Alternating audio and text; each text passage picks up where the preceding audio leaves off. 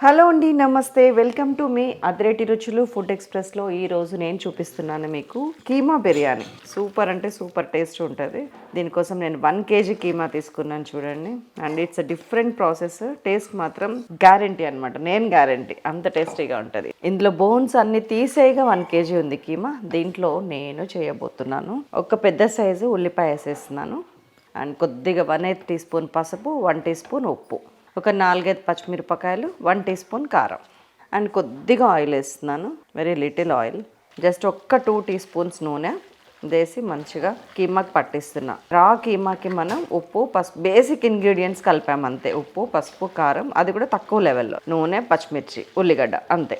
No అల్లం వెల్లుల్లి paste ఇప్పుడు వద్దు. కీమాని నీళ్లు కూడా లేకుండా ఉడికించాలంటే కొంచెం వాటర్ కంటెంట్ అవసరం మనకి. ఇట్లా కూడా సిమ్లో పెడితే వాటర్ వస్తుంది. అయినా కానీ నేను ఒక పెద్ద సైజ్ టొమాటో వేసేస్తున్నాను. ఇది టేస్ట్కి టేస్ట్ ఉంటుంది, వాటర్ పర్సంటేజ్ని పెంచుద్ది. So that's all. నేను మూత పెట్టేస్తున్నాను. ఇది బిర్యానీ కాబట్టి ఒక 75% ఉడికితే సరిపోతుంది. అందుకని నేను 4 విజిల్స్ మాత్రమే రానిస్తాను. ఇది పార్ట్ నెంబర్ 1 కంప్లీట్. ఇప్పుడు నేను ఇంకొక ప్రెషర్ కుక్కర్ తీసుకున్నాను. ఇందులో 2 లీటర్స్ వాటర్ పోస్తున్నాను. మనం టోటల్ ఇప్పుడు 1 kg rice, 1 kg keema, 2 kgs బిర్యానీకి రెడీ చేస్తున్నాం అనమాట. ఇదిగోండి 2 లీటర్స్ ఆఫ్ వాటర్. ఈ వాటర్ మసలేంత వరకు వెయిట్ చేద్దాం.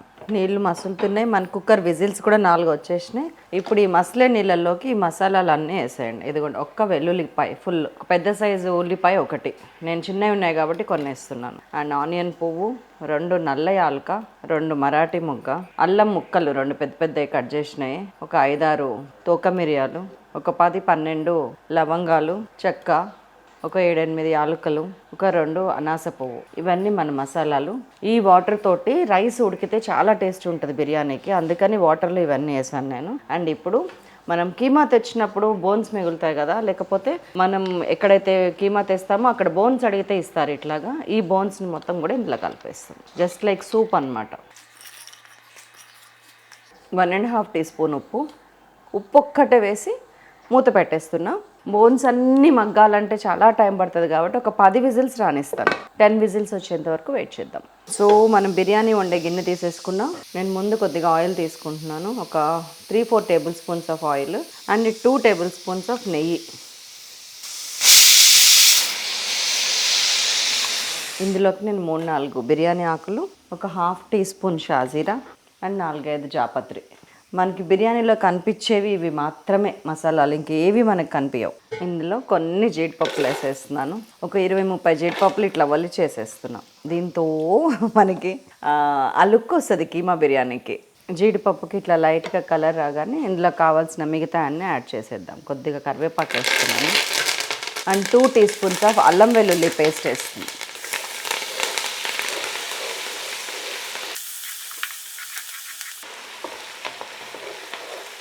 దీంట్లోకి ఒక 75 to 100 ml ఆఫ్ కర్డ్ వేసేస్తున్నా.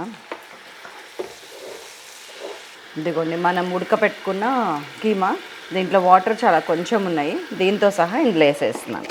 ఇప్పుడు దీన్ని హై ఫ్లేమ్ మీద ఫ్రై చేద్దాం.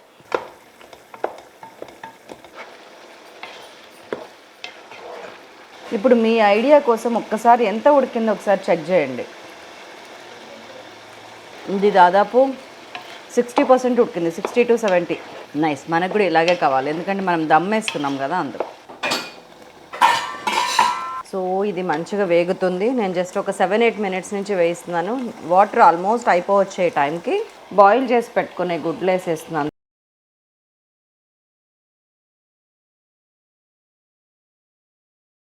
బాయిల్డ్ ఎగ్స్తో పాటు ఈ trick non veg masala powder ఒకటి ఉంటుంది. అది చాలా నచ్చింది నాకు ఫ్లేవరు. యాజ్ ఇట్ ఈజ్ ఇంట్లో చేసుకున్న ఫీలింగే ఉంది నాకు. అందుకని ఈ మసాలా పొడి వేస్తున్నాను. నీకు వేరే ఏ మసాలాలు వేసే అవసరం లేదు. ఇది ఒక్కటి 1 kg సరిపోనుండేది. ఇది వేసేస్తున్నాను. దీన్ని వేసి ఒక్కసారి పైకి కిందకి ఎగ్స్ డిస్టర్బ్ కాకుండా కలపండి. అండ్ ఈ టైంలో కొద్దిగా ఫ్రైడ్ ఆనియన్స్ వేసేస్తున్నాను. స్టవ్ బంద్ చేసి నేను పక్కకు పెడుతున్నాను దీన్ని. ఇదిగోండి 10 విజిల్స్ వచ్చి మనం ఉడకపెట్టిన వాటర్ ఇది. నేను ఇది డ్రైన్ చేసేస్తున్నాను.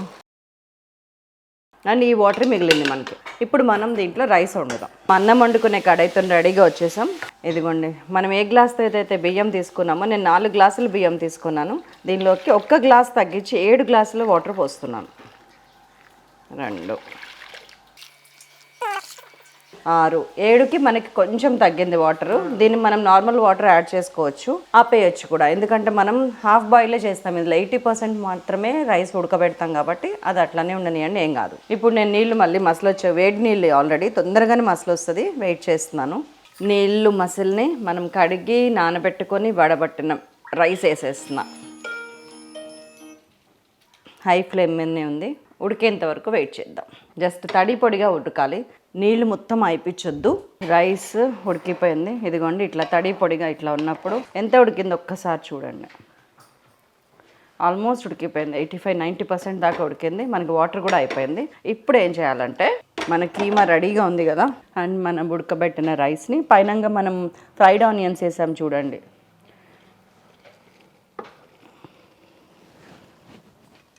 ఇట్లా జారిపోవాలి రైస్, అట్లా ఉంటే చాలు మనకి. ఇప్పుడు స్టవ్ అంటించి ఫస్ట్ హై ఫ్లేమ్లో పెడుతున్నాను ఒక 2 minutes. సో లోపల నుంచి వేడి పుట్టేంత వరకు. ఆ తర్వాత నేను సిమ్ చేసేస్తాను. 1.5-2 minutes అయింది, నేను సిమ్ చేసేస్తున్నాను. ఫ్రైడ్ ఆనియన్స్ మంచిగా ఇట్లా చేసేస్తున్నాను. కొంచెం కొత్తిమీర కూడా చల్లేస్తున్నాను.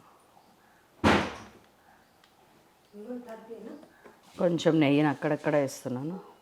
ఇదిగోండి, ఒక కాటన్ టవల్ని తడిపి దీని మీద ఇట్లా వేసేస్తున్నా. దీని మీద మంచిగా మూత పెట్టేస్తున్నాను. ఇన్స్టెంట్ దమ్ అవ్వాలంటే మనకి ఇట్లా చాలా మంచి ప్రక్రియ. చుట్టూ గోధుమ పిండి మూట కట్టకుండా ఇట్లా పెట్టుకుంటే, అండ్ దీని మీద ఏదైనా బరువు పెట్టేసేయండి చాలు. ఇలాగ ఒక 15-20 minutes మర్చిపోండి. టడం అయిపోయింది. 15-20 minutes అయిపోయింది. నేను స్టవ్ బంద్ చేస్తున్నా. అండ్ మన బిర్యానీ ఎలా వచ్చింది? మంచిగా ఉడికిపోయింది అన్నం, మంచిగా పొడి పొడిగా జలజల రాలుతుంది. ఇది మన వేడి వేడి కీమా బిర్యానీ. సూపర్గా ఉడికింది, టేస్ట్ కూడా అదిరిపోయింది. ఈ రైస్ టేస్ట్ అయితే ఇంకా దేనికి రాదండి. దట్స్ ఆల్ మన mutton keema biryani with eggs. చూస్తూనే ఉండండి. అదిరేటి రుచుల్లో మరొక అద్భుతమైన రెసిపీతో మిమ్మల్ని మళ్ళీ కలుస్తాను. అంతవరకు సెలవు, బాయ్.